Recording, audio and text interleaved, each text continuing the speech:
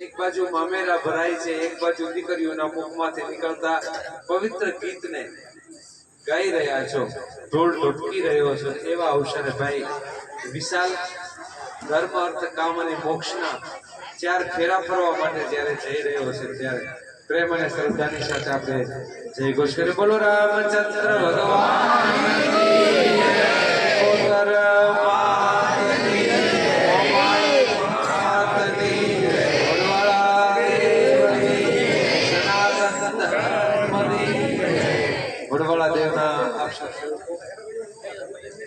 જેના ધર્મ અર્થ કામ અને મોક્ષના ચાર ફેરા ફરવા જાય છે વરરાજાભાઈ મારે વિશાલ, જેમાં ભગવતીને આપણે હૃદયથી ને શ્રદ્ધાથી માનીએ છીએ એવા પૂજ્ય ભુવાજી, સમાજના આગેવાનો અને છેક અમદાવાદ આવેલા આપણા મહેમાનો, અલગ અલગ ઠેકાણેથી અલગ અલગ જગ્યાએથી સ્નેહના અને પ્રેમના તાતણે બંધાઈને સાંભળ પરિવારના આંગણે આવેલા મારા વડવાળા દેવના અક્ષર શિવ. આમ તો રાત્રિનો સમય છે, આપણા દીકરાના જ્યારે લગ્ન પ્રસંગ ઉજવી રહ્યો હોય અને એવા ટાણે તમારો ધર્મગુરુ તમારા આંગણે આવે, એવા સમયે માં ભગવતીનો ભોગો પણ તમારા આંગણે આવે અને એવા અવસરે વિહોતર ગંગા તમારા આંગણે આવે ને ત્યારે સમજવાનું હાલી ચાલી ઠાકર વિશાલ અને ખોબલે ઢોબલે આશીર્વાદ આપવા મારો વડવાળો માર શિકોતર આવી છે.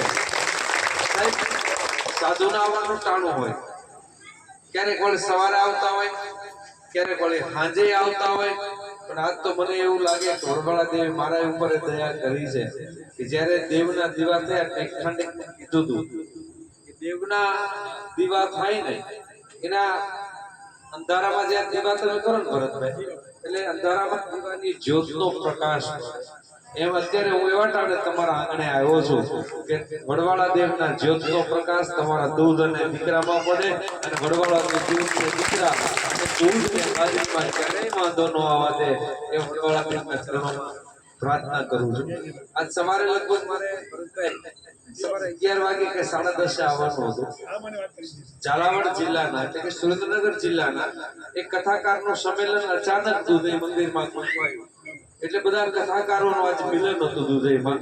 એ કારણે તે સવારના બદલે હું સાંજે આવ્યો છું, પણ કદાચ સવારે હું આવ્યો નહોતો, પણ 1000 ટકા મને ભરવો છે કે મારો વડવાળો દેવ તો તમારા ફળિયામાં તમને આશીર્વાદના વરસાદ વરસાદ માટે તમારા ફળિયામાં બેઠો છે. સવારે રૂડી જાન જોડવાના છે.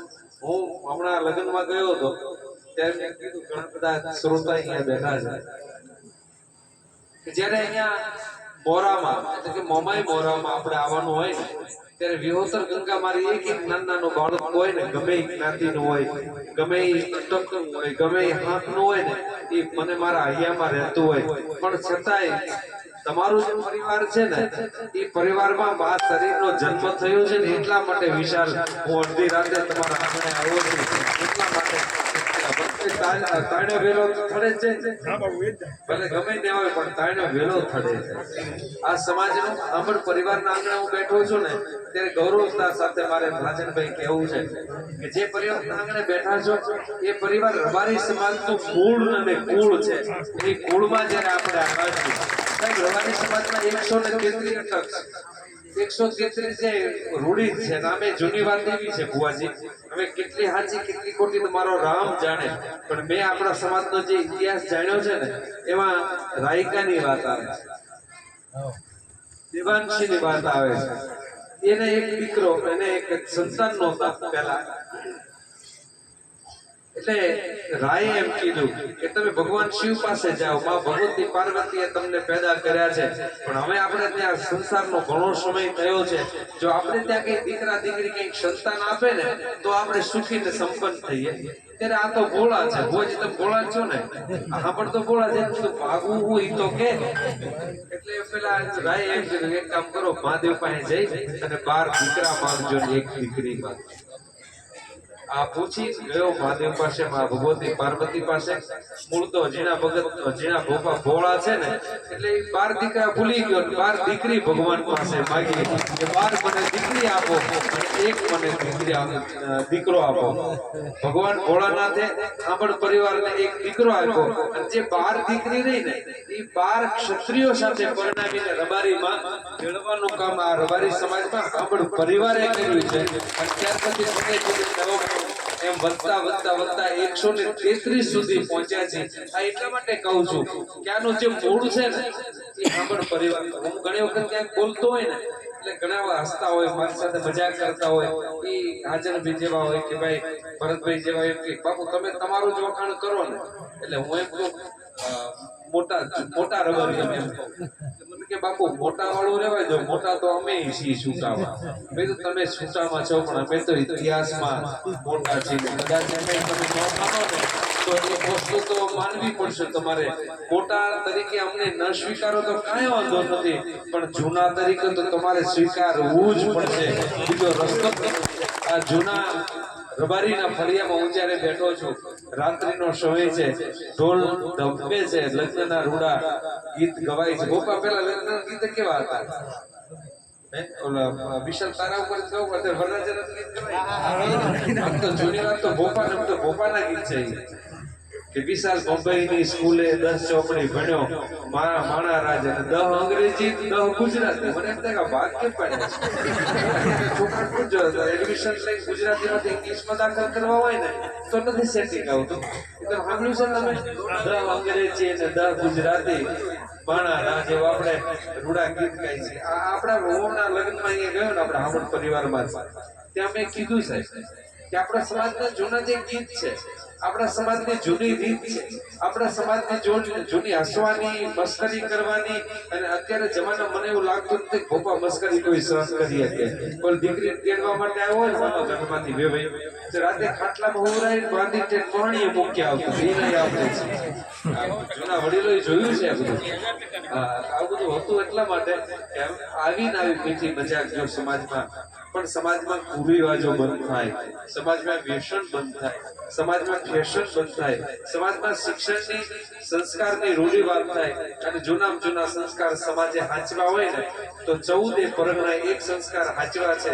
એ સંસ્કાર છે આ રબારી સમાજનો 80 વર્ષનો વૃદ્ધ હોય તો ભલે, 15 વર્ષનો દીકરો હોય તો ભલે, 6 વર્ષનો દીકરો હોય તો ભલે, કોઈ વૃદ્ધાશ્રમમાં કે બાલાશ્રમમાં મારા રબારી સમાજના એક પણ માણસ નથી પોતા સંસ્કાર આ સમાજે હાંચવો છે. મને કેટલાક પૂછે કે બાપુ એવું તો શું કારણ છે આ રબારી સમાજના, માલધારી સમાજના વડીલો કે વૃદ્ધાશ્રમમાં જોવા મળતા નથી? ત્યારે કીધા કરું કે લગભગ આપણે માલધારી છો ને બધા, જ્યાં સુધી તમારા માલ ધરાય નહીં ને ત્યાં સુધી તમે ઘરેથી ભાત લઈ ગયા ને ભાતનો બપોરનો ટાઈમ થયો હોય ને, માલ ભૂખ્યો હોય તો તમને કોળિયો ઉતરતો નથી. માલ ભૂખ્યો હોય જો તમારો કોળિયો ગળેથી ન ઉતરતો હોય, એ પરિવારમાં મા બાપ ભૂખ્યા હોય તો તમારા ગળે કેમ કોળિયો ઉતરે? સાહેબ જે ભાવના બીજાને જમાડી તૃપ્ત થવાની જે ભાવના છે સાહેબ, બીજું ભરતભાઈ તમને કદાચ નહીં ખબર હોય, 2014માં મેં સમાજમાં ઘણી વાર કીધું છે, પણ તમે આજે આવ્યા એટલે મને કહેવાનું મન થાય કે અસ્મિતાની વાત કે ગુજરાત ગવર્મેન્ટે એક સર્વે કર્યો કે મિનિમમ 200 વર્ષ રાખ્યા.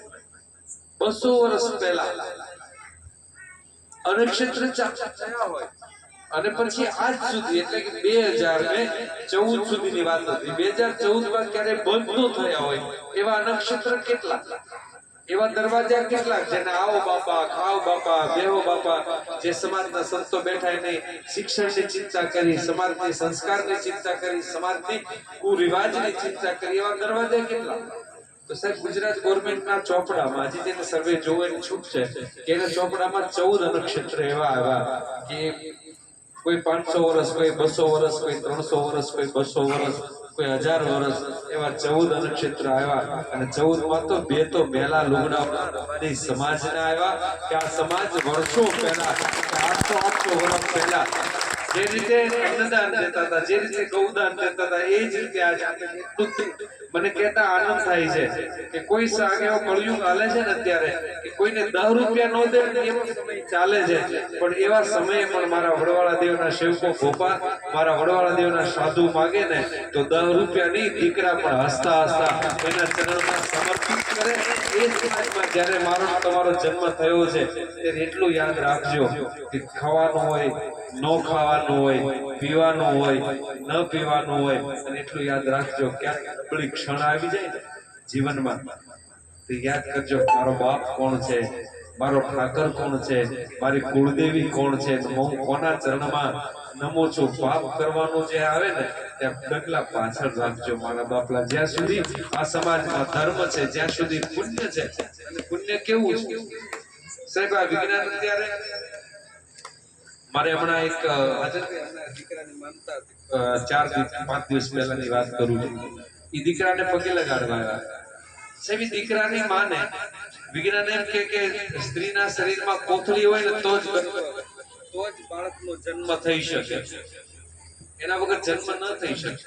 એ રબારી જ્યારે ત્યારે મને તો મળ્યો નહોતો, પણ જ્યારે ત્યારે આવ્યો હશે ને ત્યારે મારા ઠાકરના મંદિરમાં 2 હાથ જોડીને આંખમાંથી ધીરે ધીરે ધીરે ધીરે ક્યારેક આંગોડા પીડ્યા હશે.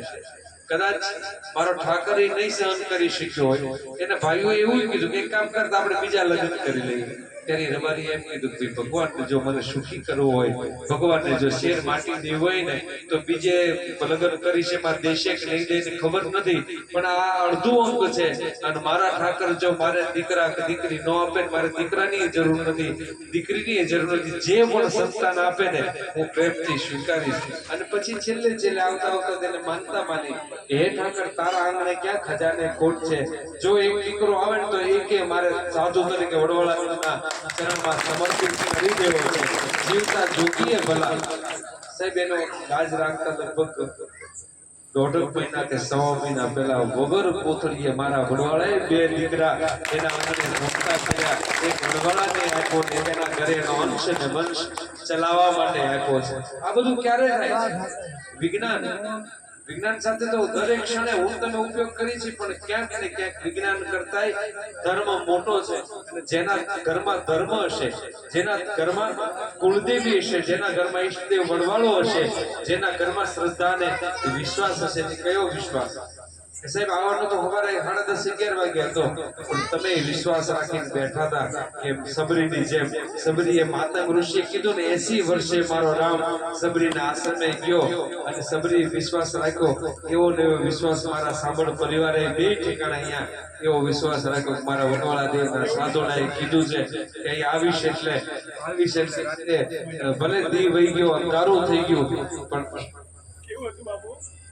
2-4 બીજાની રસ્તા કરવા